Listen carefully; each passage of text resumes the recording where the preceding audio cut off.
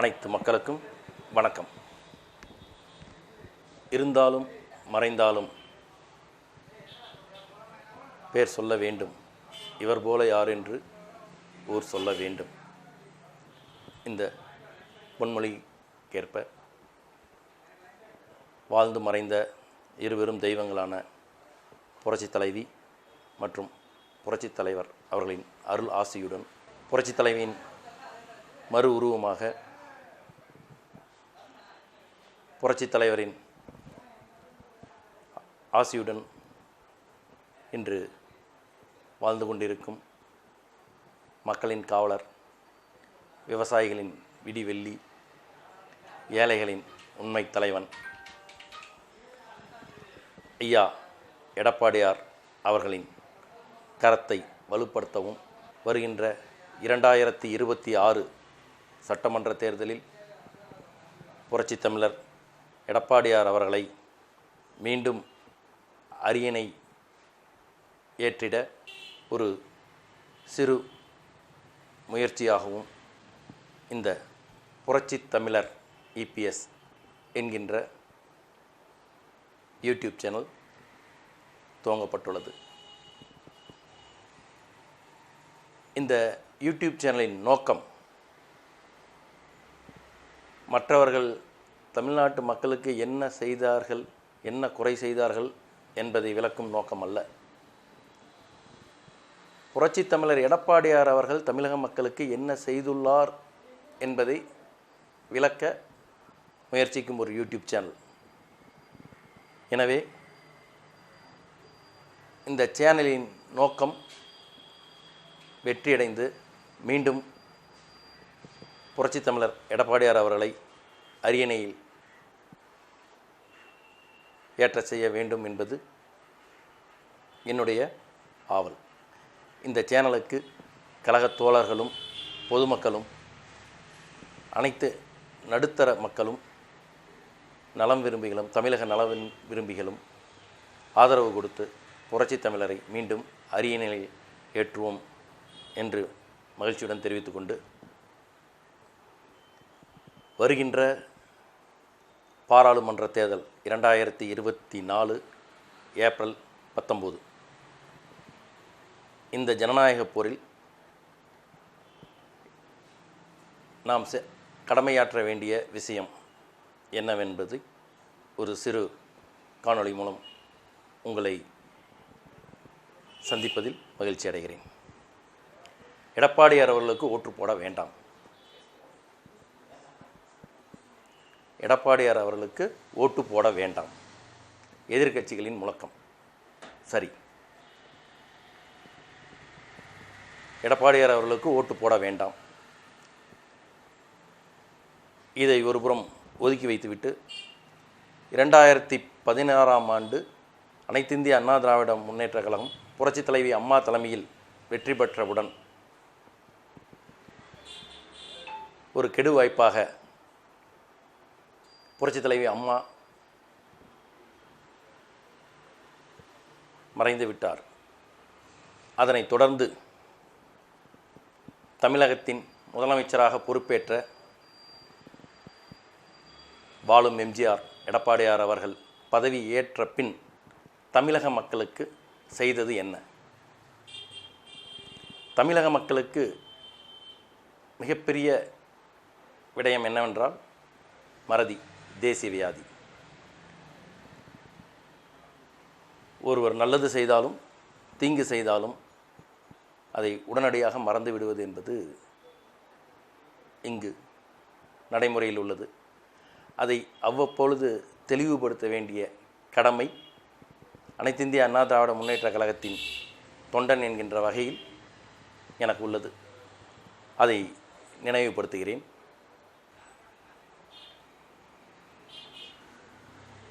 தமிழக மக்கள் உளவியல் ரீதியாக ஒரு சில பிரச்சனைகளை சந்தித்து வருகின்றனர். மறைந்த முன்னாள் முதல்வர் காமராஜருக்கு அடுத்தது ஒரு சாதாரண மனிதனாக, எளிய மனிதனாக இருந்து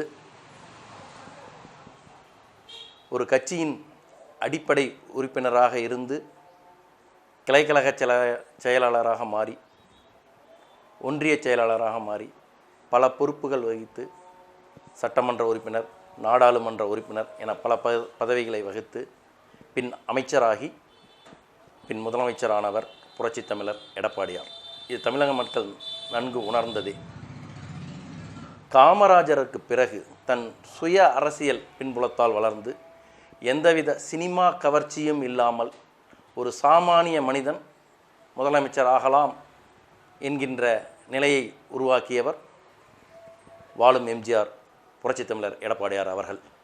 ஒரு கவர்ச்சிகரமான சினிமா துறையை கவர்ச்சிகரமாக கொண்டு இயங்கிய முதலமைச்சர்களையே பார்த்து வந்த தமிழக மக்கள் ஒரு சாதாரண மனிதன் முதலமைச்சர் ஆகிவிட்டார் என்பதை ஏற்றுக்கொள்ள மனம் மறுக்கிறது. இது உளவியல் ரீதியாக உண்மை. ஒரு சாதாரண மனிதன் உழைத்து முதலமைச்சர் ஆனான் என்பதை மேல்தட்டு மக்கள் முதல் கொண்டு ஒரு எளிய சாமானிய மக்கள் வரை ஏற்றுக்கொள்வது என்பது சிரமமான காரியமாக இருந்தது. இருந்தாலும் இந்த அளவு வளர்ந்து தமிழக மக்களுக்கு அவர் ஆற்றிய தொண்டுகளை நினைக்கும் பொழுது,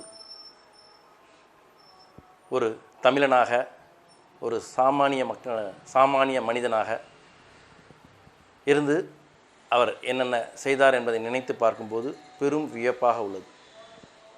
அந்த மாதிரி நல்ல நிகழ்வுகள் தமிழகத்தில் மீண்டும் வேண்டும் என்றால் நாம் புரட்சித் தமிழரை தலைமையேற்க செய்ய வேண்டும். டெல்லியில் பாராளுமன்றத்தில் அவர் காட்டும் நபர் பிரதமராக வர வேண்டும் என்பது நிதர்சனமான உண்மை. இதை தமிழக மக்கள் உணர்வீர்கள் என்று நம்புகிறேன். புரட்சித் தமிழர் அவர்கள் பதவி ஏற்றவுடன் செய்த ஒரு சில நல்ல விடயங்களை உங்களுக்கு மீண்டும் நினைவுபடுத்துகிறேன். அதன் பின்னர் புரட்சித் தமிழருக்கு வாக்கு செலுத்தலாமா வேண்டாமா என்பதை தமிழக மக்கள் நீங்கள் தீர்மானியுங்கள். குடிமராமத்து ஒரு விவசாயியின் தார்மீக உரிமை.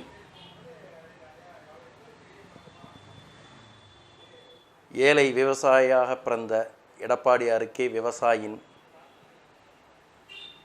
கவலை, கஷ்டம் என்னவென்று தெரியும். அதை உணர்ந்து உருவாக்கப்பட்ட திட்டம்தான் குடிமராமத்து. இந்த குடிமராமத்தின் மூலம் பல ஏரிகள் தூர்வாரப்பட்டன, பல கண்வாய்கள், ஆறுகள், சிறு சிறு வாய்க்கால்கள் தூர்வாரப்பட்டன. ஏரி மண்ணை வயலுக்கு எடுத்து சென்று விவசாயிகள் விளைச்சலை அதிகப்படுத்த காரணமாக இருந்தது இந்த குடிமராமத்து என்னும் சிறப்பான பணி. இந்த குடிமராமத்தின் மூலமாக நாகப்பட்டினம் வரை உள்ள கடைமடை பகுதிகளுக்கும் காவிரி நீர் தங்குதடையின்றி தலைகளாக சென்ற உண்மை தமிழக மக்கள் அனைவருக்கும் நன்கு அறிந்ததே. அவர் செய்த குடிமராமத்து பணிக்கு பிறகு அவர் ஆட்சி கட்டிலில் அமர்ந்திருக்கும் பொழுது 5 முனை தாக்குதலை எதிர்கொண்டார் புரட்சித் தமிழர் எடப்பாடியார் அவர்கள். எதிரிகள் 1, துரோகிகள் 2, சொந்த கட்சியினர் எம்எல்ஏக்கள் அவர்களை தக்க வைப்பது 3, 4 இயற்கை என்னும் பேரிடர் கொரோனா, 5 தமிழக மக்களுக்கு நல்லது செய்ய வேண்டிய சவால்கள். இந்த 5 முனை தாக்குதல்களையும் அவர் எப்படி வெற்றி கொண்டார் என்பதை தமிழக மக்கள் நன்கு உணர்வீர்கள். எடப்பாடியார் அவர்கள் ஆட்சி கட்டிலில் இருந்து இறங்கும் பொழுது மக்கள் சொன்ன கருத்துக்கள், எடப்பாடியார் ஆட்சி எப்படி உள்ளது, சிறப்பாக இருந்தது, குறை சொல்லும் அளவுக்கு ஒன்றுமே இல்லை, எடப்பாடியார் வந்தால் நன்றாக இருக்கும். ஆட்சி கட்டிலில் இருந்து இறங்கும் பொழுது 10 வருடம் அனைத்து இந்திய அண்ணா திராவிட முன்னேற்ற கழகம் ஆட்சியில் இருந்தது, 2 முறை வென்றுவிட்டது, 3வது முறை ஒரு மாற்றம் தேவைப்படும் என்கின்ற ஒரு சிறு நோக்கத்துக்காக ஒரு 3.5% வாக்குகள் வித்தியாசத்தில் அனைத்து இந்திய அண்ணா திராவிட கழகம் புரட்சித் தமிழர் எடப்பாடியார் அவர்களை மீண்டும் அரியணை ஏற்ற தவறவிட்டது. குடிமராமத்துக்கு பிறகு அவர் சந்தித்த மிக பெரும் பிரச்சனை கொரோனா. இந்த கொரோனா காலகட்டத்தில் அவர் எளிய மக்களை எவ்வாறு கையாண்டார் என்பதும், இந்த கொரோனாவிலிருந்து தமிழக மக்களை எவ்வாறு பாதுகாத்தார் என்பதும் தமிழக மக்கள் நன்கு உணர்ந்ததே. கொரோனா காலகட்டத்தில் அம்மா உணவகத்தில் அனைவருக்கும் இலவச உணவு 3 வேளையும் வழங்கப்பட்டது. இதை மக்கள் அனைவரும் அறிவீர்கள். அனைவருக்கும் இலவச கொரோனா தடுப்பு ஊசி போடப்பட்டது. இதையும் மக்கள் நன்கு உணர்வீர்கள். தமிழக மக்கள் சிரமப்பட்ட மிகப்பெரிய ஒரு விடயம் நீட் தேர்வு. நீட் தேர்வினால் பல மாணவர்கள் பாதிக்கப்பட்டு தற்கொலை செய்து கொண்ட பல நிகழ்வுகள் தமிழகத்தில் நடந்துள்ளது. மிக பெரும்பான்மையான பலம் பெற்று மத்தியில் ஆட்சி அமைத்த ஒரு அரசிடம்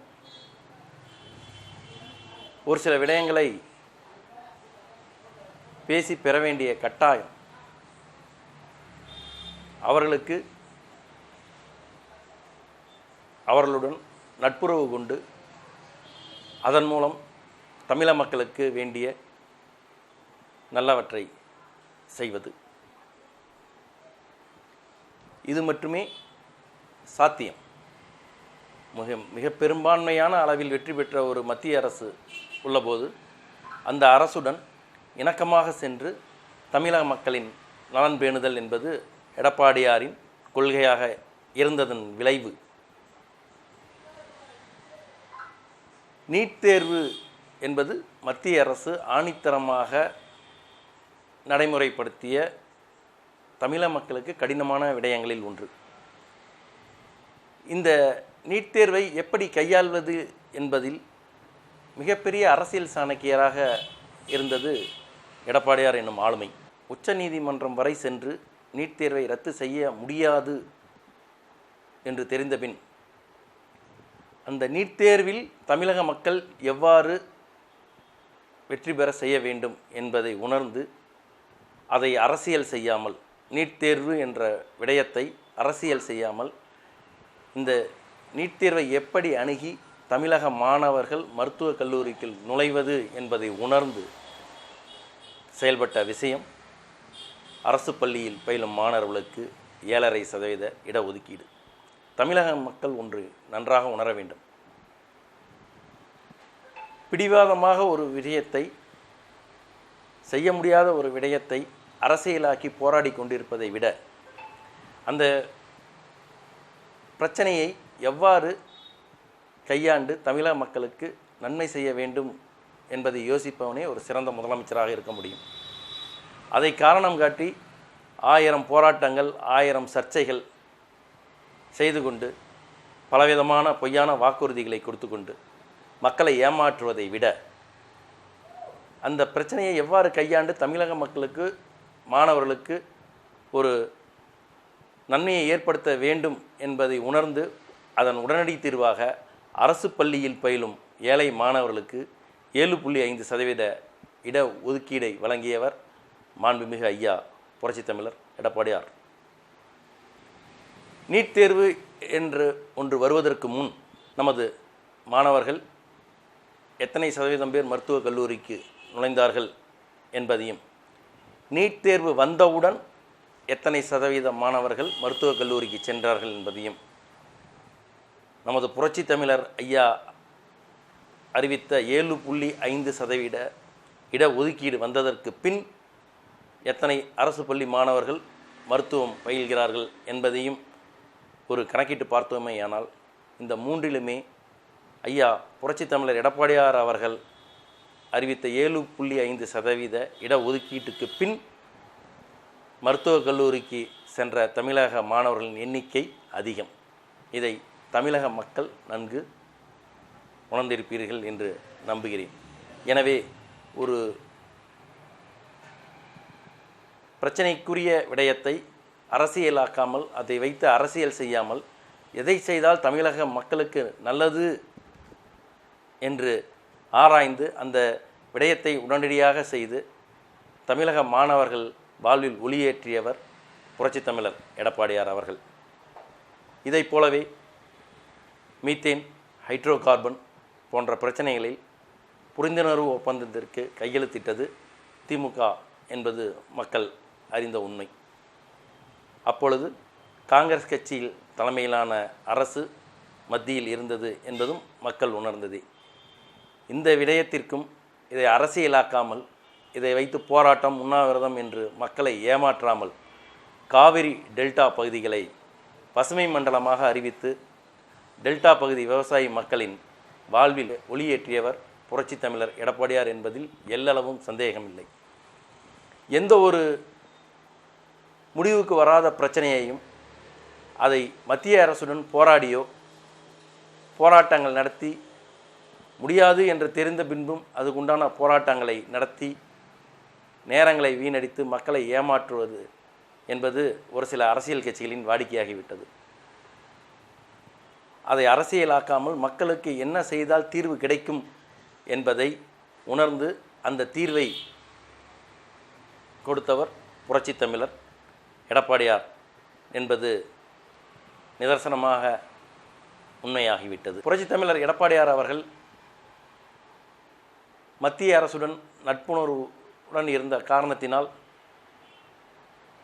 தமிழகத்திற்கு கிடைத்த மருத்துவக் கல்லூரிகளின் எண்ணிக்கை 11.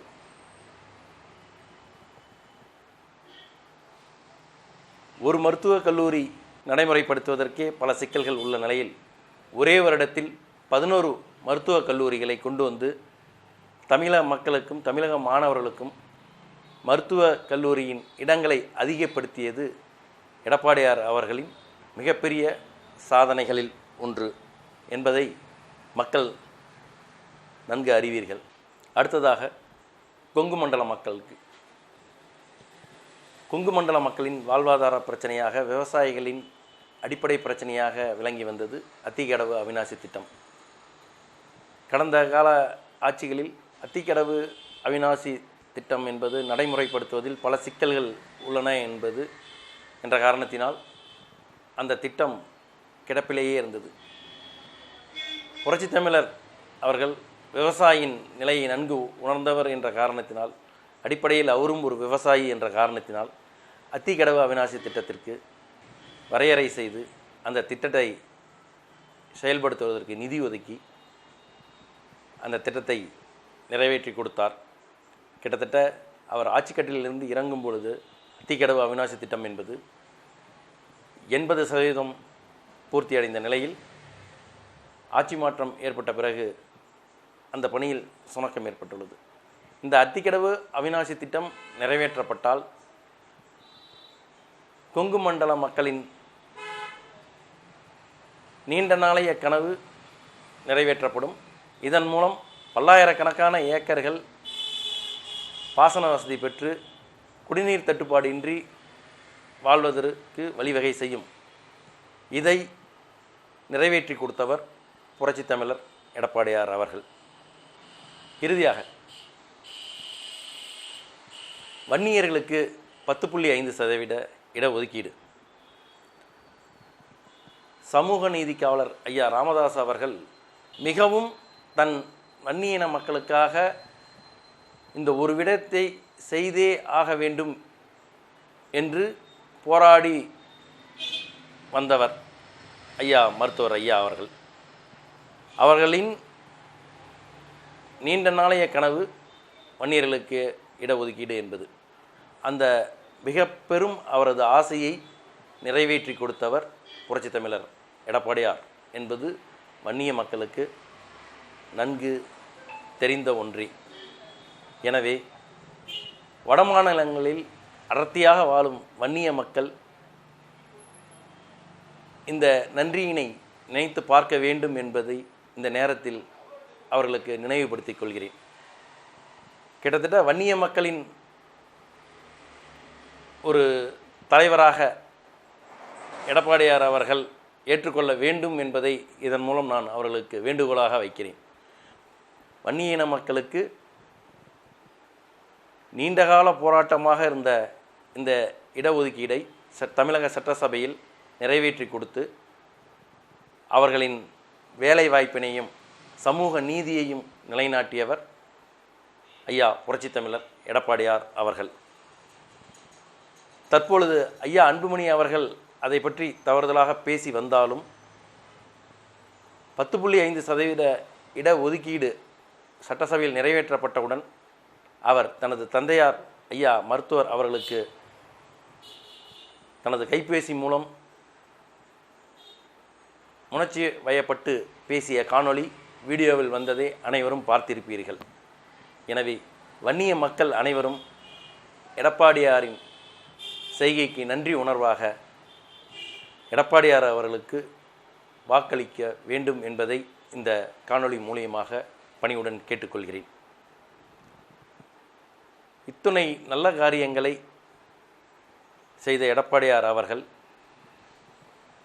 தமிழகத்தில் பெரும் நிதி நெருக்கடியின் கீழ் இருந்த பொழுதும் புரட்சித் தலைவி அம்மா அவர்கள் 2011 அரியணை ஏறும் பொழுது தமிழகத்தின் கடன் சுமை சுமார் 1.15 லட்சம் கோடி. 2016 அதே தமிழகத்தின் கடன் சுமை சுமார் 2,50,000 கோடி. 2021 எடப்பாடியார் ஐயா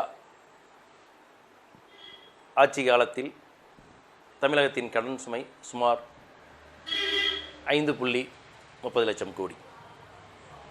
இவ்வளோ நிதிச்சுமை நிதி நெருக்கடி இருந்த பொழுதிலும் புரட்சித் தலைவி அம்மா அவர்கள்